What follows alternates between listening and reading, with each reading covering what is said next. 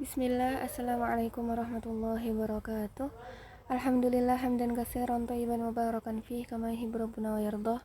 Asyhadu an la ilaha illallah wa asyhadu anna Muhammadan abduhu wa rasuluh, amma ba'd. Pertama-tama saya ucapkan terima kasih kepada Bapak Cahya yang telah memberikan kesempatan kepada saya untuk presentasi pada mata kuliah psikolinguistik. Pada kesempatan kali ini saya akan mempresentasikan terkait materi neurolinguistik atau otak dan bahasa Arab.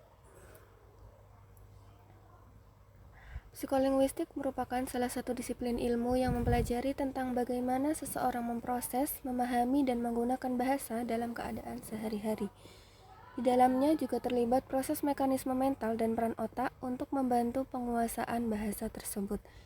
Dalam kajian ini kita akan lebih berfokus pada subdisiplinnya, yaitu neurolinguistik, di mana di dalamnya kita akan mempelajari bagaimana secara fisik otak itu memproses sistem bahasa Arab yang unik, mulai dari bunyi hingga maknanya.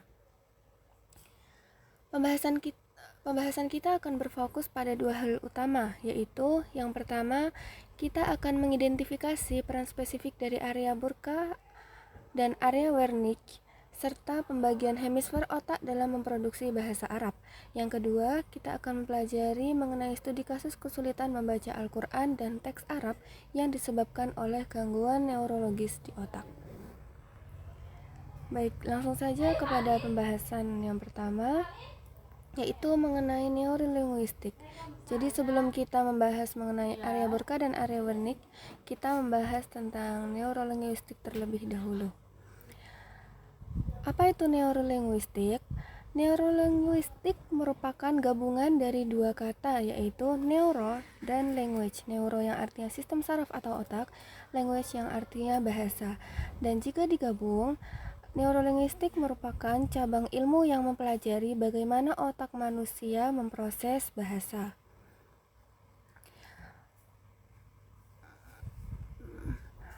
Mulai dari bagaimana seseorang itu mendengar, memahami, berbicara, membaca, serta menulis suatu bahasa, termasuk juga di sini bahasa Arab yang memiliki ciri dan struktur khas yang berbeda dari bahasa lain. Dengan kata lain, neurolinguistik membahas tentang hubungan antara struktur dan fungsi otak dengan kemampuan berbahasa manusia. Dalam konteks bahasa Arab, neurolinguistik mempelajari bagaimana otak mengenali bahasa Arab yang memiliki bentuk mirip, bagaimana otak memproses harokat dan panjang pendek vokal, bagaimana otak mengatur pengucapan huruf dengan makhraj khusus, serta bagaimana otak memahami struktur kalimat Arab yang berbeda dari bahasa lain. Yang kedua, bagian otak yang terlibat dalam pemrosesan bahasa. Di dalam otak terdiri dari dua bagian, yaitu hemisfer kiri dan hemisfer kanan. Dan secara umum bahasa itu diproses secara dominan di hemisfer kiri. Namun sebelum kita melihat lokasi spesifik pemrosesan bahasa, penting bagi kita untuk memahami konsep literalisasi bahasa, yaitu bagaimana kedua hemisfer ini, kiri dan kanan, memiliki spesialisasi tugas yang berbeda dalam menangani berbagai aspek bahasa Arab, dari tata bahasa hingga pemahaman konteks mendalam. Yang pertama kita bahas tentang hemisfer kiri terlebih dahulu. Hemisfer kiri merupakan pusat bahasa utama.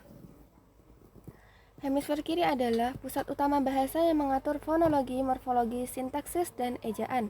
Saat seseorang membaca teks bahasa Arab, hemisfer kiri bertanggung jawab untuk mengenali bahasa Arab, memahami struktur kalimat, menafsirkan harokat, serta menghubungkan setiap kata dengan arti yang telah tersimpan di dalam memori. Selanjutnya, hemisfer kanan atau pendukung bahasa. Hemisfer kanan bekerja dalam aspek non-linguistik seperti intonasi, ritme membaca, pemahaman makna tersirat, dan nuansa emosional dalam komunikasi bahasa Arab.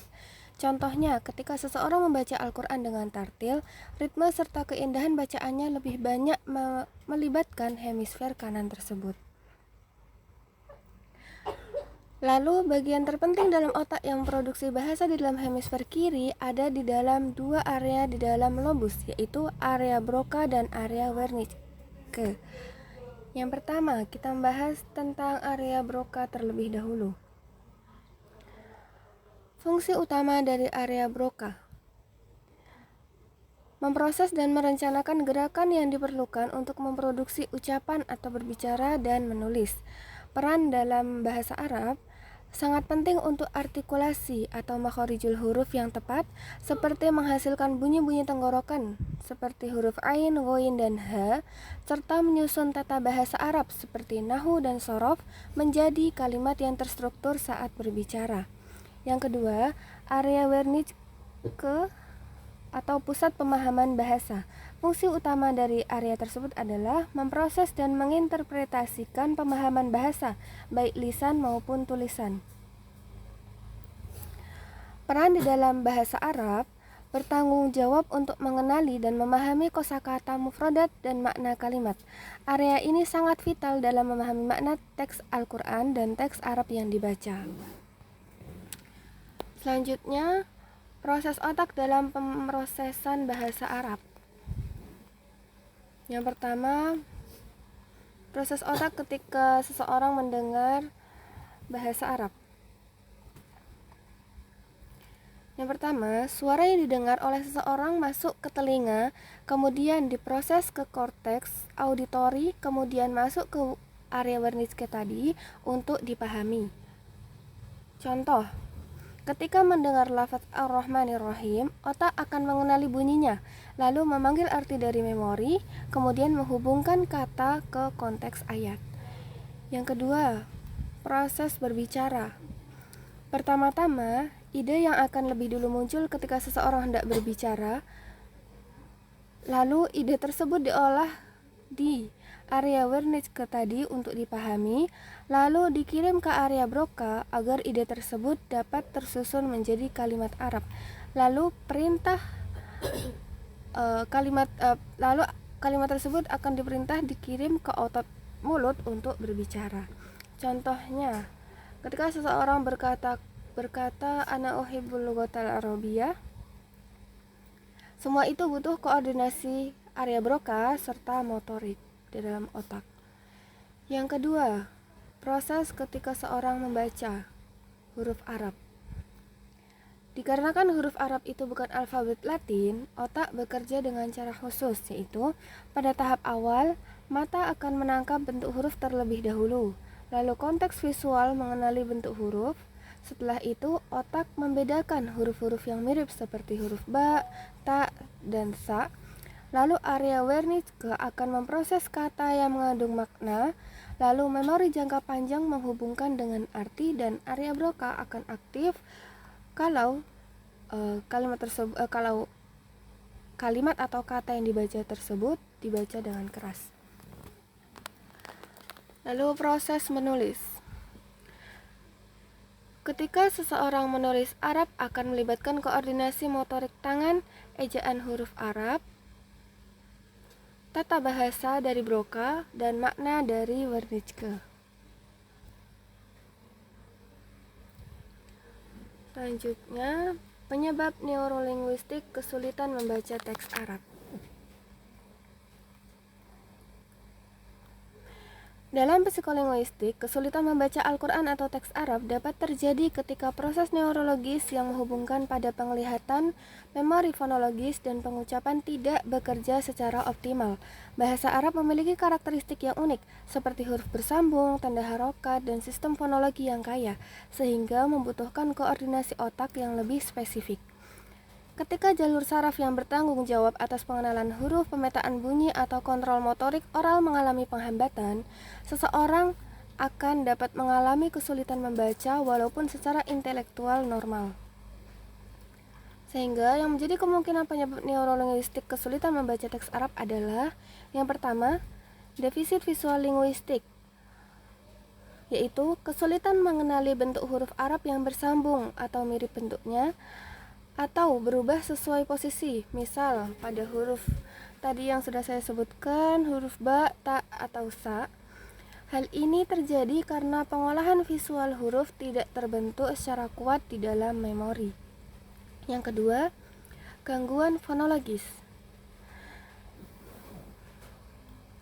Gangguan fonologis itu ketika seorang tidak mampu menghubungkan huruf dengan bunyinya.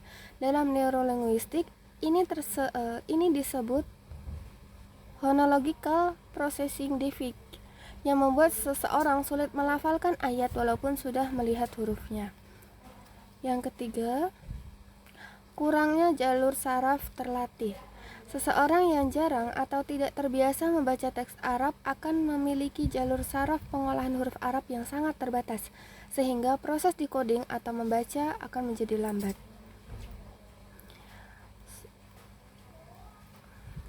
Dan sebagainya, sebenarnya masih banyak penyebab-penyebab yang lain, tapi yang saya sebutkan hanya 3 saja.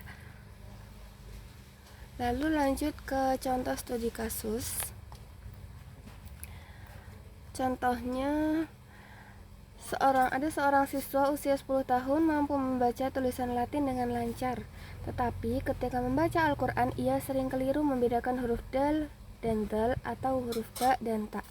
Dari sudut neurolinguistik tersebut, kasus ini mengarah pada gangguan visual discrimination pada huruf Arab, bukan pada kurangnya kemampuan kognitif umum.